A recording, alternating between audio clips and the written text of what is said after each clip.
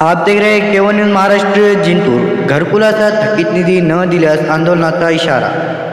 शहरातील नगरपालिकेचा प्रशासकाच्या कार्यकाळात उतरती कळा आली असून शहरवासियांना भौतिक सुविधा पुरवल्या जात नाहीत। शहरात सर्वत्र अंधाराचे साम्राज्य असून साफसफाई अभावी सगळीकडे कचऱ्याचे ढिंगारे दिसत आहेत। पात्र लाभार्थ्यांच्या घरकुलाचे हप्ते थकले असून थकीत हप्ते अदा न केल्यास 11 डिसेंबर रोजी पालिकेवर मोर्चा काढून चूल झोपडा आंदोलन करण्याचा इशारा निवेदनात देण्यात आला आहे। याबाबत MIMचे वतीने गुरुवारी दिनांक 30 दिलेल्या निवेदनात नमूद करण्यात आले की यापूर्वी संघटनेतर्फे 23 ऑक्टोबर रोजी नगरपालिकेच्या भौतिक सुविधा व घरकुल हे थकीत रक्कम लाभार्थ्यांना वाटप करण्याबाबत निवेदन देण्यात आले होते, परंतु 31 ऑक्टोबर रोजी पालिकेतर्फे लेखी आश्वासन देऊन आमरण उपोषण मागे घेण्यास सांगण्यात आले होते।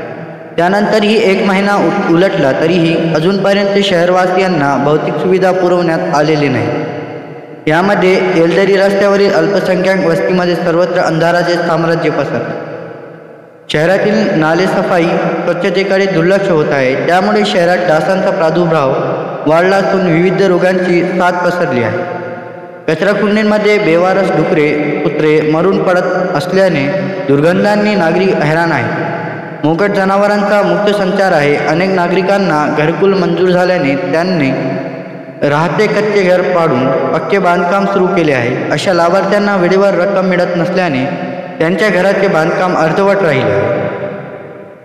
वेळोवेळी निवेदने देऊन सुद्धा प्रशासनाकडून ठोस उपाययोजना करण्यात येत नसल्याने 3 डिसेंबरपर्यंत थकीत घरकुलाचे हप्ते अदा करून शहरात स्वच्छतेची कामे सुरू न झाल्यास 11 डिसेंबर रोजी पालिकेवर मोर्चा काढून चूल झोपडा आंदोलन करण्याचा इशारा निवेदनात देण्यात आला आहे। या निवेदनावर MIMचे तालुकाध्यक्ष सय्यद रियाज गफूर यांच्यासह बबन डफडे, शेख रफीक, नईम पठाण, शेख सादिक, शेख अलीम, मोहम्मद अशरफ, शेख समीर, शेख कदीर, शेख युनुस, शेख खुर्शीद यांच्यासह अनेकांचे स्वाक्षरी आहेत।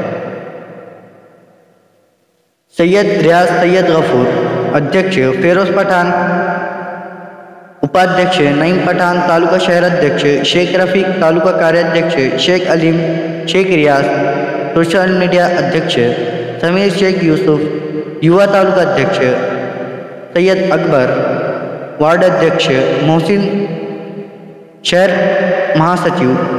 केवन न्यूज महाराष्ट्र बाबराज के साथ जिंतूर। मैं कुछ अड़चन की वजह से नहीं लिया था आज मेरे को उसकी ज़रूरत है। आज मैं यहाँ पे चक्कर मार रहा हूँ, तो चक्कर मारने के बाद मेरे को बोले आपके वो जो पास होगा था आपने जल्दी लिए नहीं, इसलिए आपका रिजल्ट होगा।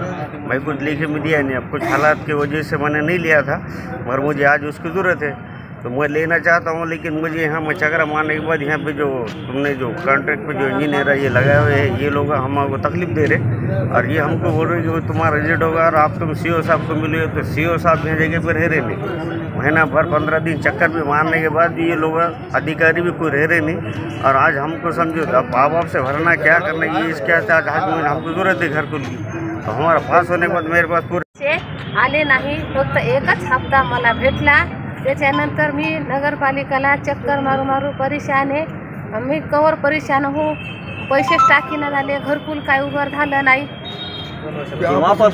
तुमचा थकीत बाकी माझा करोनाच्या अगोदरपासून थकीत आहे माझं, तेव्हापासून काही पैसे भेटलेच नाही। इथं नगरपालिकेला आज भी आले तरी चक्कर मारून सरी नगरपालिकेतच मी आज बोलायला लागले।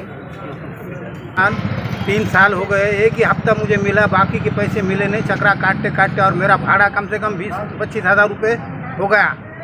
भाड़े को पैसे लग रहे मेरे को, उससे ज़्यादा तो ये पैसे लग रहे भाड़े को, और अभी पैसे नहीं मिले हमारे को। यहाँ नगर पालिका ने चक्रा मारते मारते ये नहीं है वो नहीं है वो नहीं है वो नहीं, बस ऐसा कर करके ये करने लगे। 1.5 साल से ज़्यादा हो गया। पहले एक टप्पा गिरा और उसके बाद में मैं जब भी आ रहा हूँ रिपोर्ट गड्ढों की वो लेकर आया, यहाँ पर दिया और 1.5 साल पहले मुझे 40,000 रुपये मिल गए।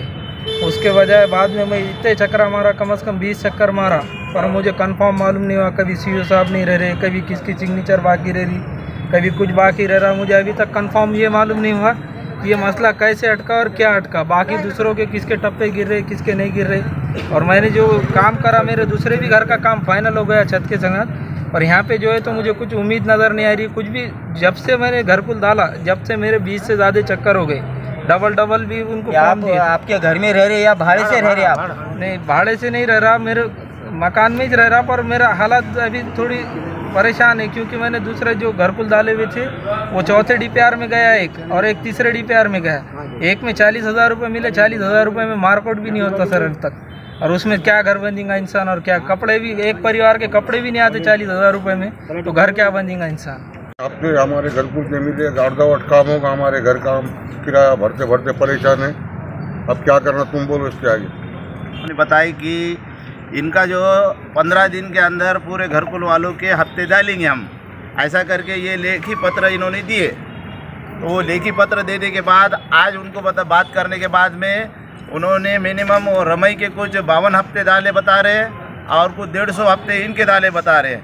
कुछ समझो 40-45 लाख रुपए ये अपने प्रधान आवास के, और ये रमई के डाले समझो 33 लाख रुपए।